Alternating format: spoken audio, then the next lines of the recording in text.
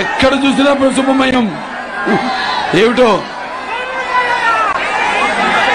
అంటే రుణానుబంధమైన రూపేణ అంటే భావసరాణి జన్మాంతర సౌహృదాన్ని అంటారు.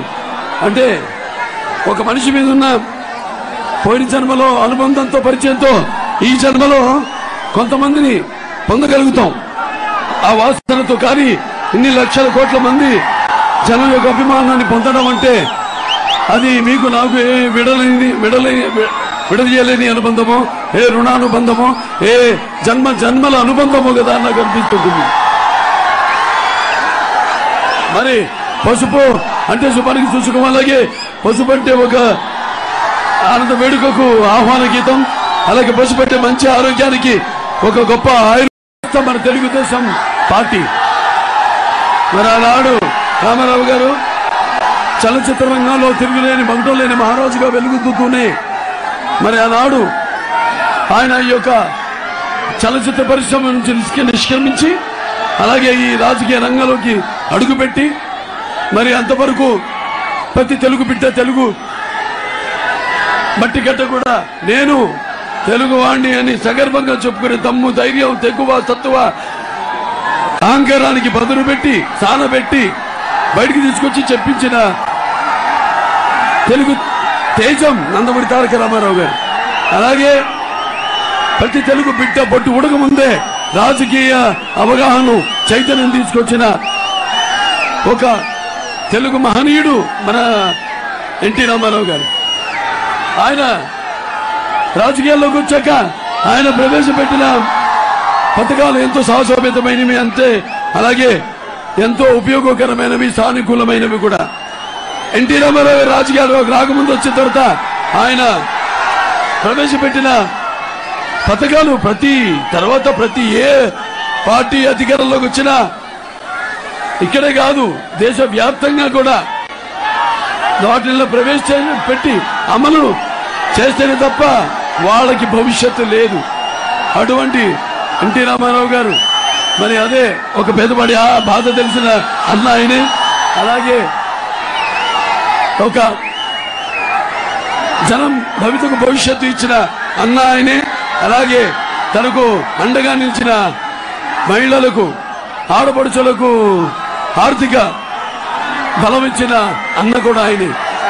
అందుకే ఆయన అందరి గుండెల్లో ఎన్టీఆర్ అంటే కేవలం నందమూరి తారక రామారావు గారికి మాత్రమే కాదు, ఎన్నటి నటనాలయం, ఆయన ఇదే ఒక నటనాలయం. అందులో ఆయన ఒక నటరాజు నటసింహుడు, టీ అంటే తార మండలంలోని ధృవతారకుడు, ఆరంటే రాజర్షి రారాజు, రాజకీయ దురంధర యుగంధరుడు, రమణీయ రమ్య కమనీయ సౌమ్య గుణతాముడు. అందుకే ఆయన మీ అందరి గుండెల్లో మనందరి గుండెల్లో శాశ్వతంగా నిలిచిపోయి ఆరాజుడయ్యాడు. పార్టీ శాసనసభ అభ్యర్థి అయిన గురజాల, అంతేనా నాతో ఆపలా చాలా ఒకసారి యువకుడు, ఉత్సాహవంతుడు, అందరికీ తలలు నాలుగు లాంటి వాడు, ఎప్పుడు మీకు అందుబాటులో ఉంటాడు. మనకు కావాల్సింది ఆనాడు ఎన్టీ రామారావు గారు కొత్త నీళ్ళని ప్రవేశపెట్టారు రాజకీయాల్లోకి. అంటే ఒక వారసత్వాన్ని ఇచ్చారు. చదువుకున్న వాళ్ళని కూడా, లాయర్లు అయితేనేమి, డాక్టర్లు అయితేనేమి, గ్రాడ్యుయేట్లు అయితేనేమి, పోస్ట్ గ్రాడ్యుయేట్లు అయితేనేమి అందరిని కూడా తీసుకొచ్చారు రాజకీయాల్లోకి. అలాగే మన తెలుగుదేశం పార్టీ మన లోక్సభ అభ్యర్థి అయిన మన దగ్గుమళ్ళ ప్రసాద్ గారిని, మన ఆయన ఒక ఐఏఎస్ ఆఫీసర్, ఎంతో అనుభవం దానికి, అన్ని మన చట్టాల మీద అన్నిట్ల మీద బాగా పట్టుంది, అవగాహన ఉంది ఆయనకి. ఎలా రాబట్టుకోవాలో, ఎలా సఖ్యతను పాటించాలో కేంద్రంతో ఆయన మరి ఆయనకున్న అనుభవం అంత దారపోసి, ఇక్కడ ఒక యువ రక్తం, ఇక్కడ ఒక అనుభవం, ఇద్దరు యొక్క కలయిక అవసరం. అనుభవం కూడా మనకు అవసరం, ఆవేశం అనుభవం రెండు కలవాలి. కలిస్తేనే అదొక ఏది ఉప్పెన అదొక విస్ఫోటనం, అగ్నిపర్వత విస్ఫోటన. అదే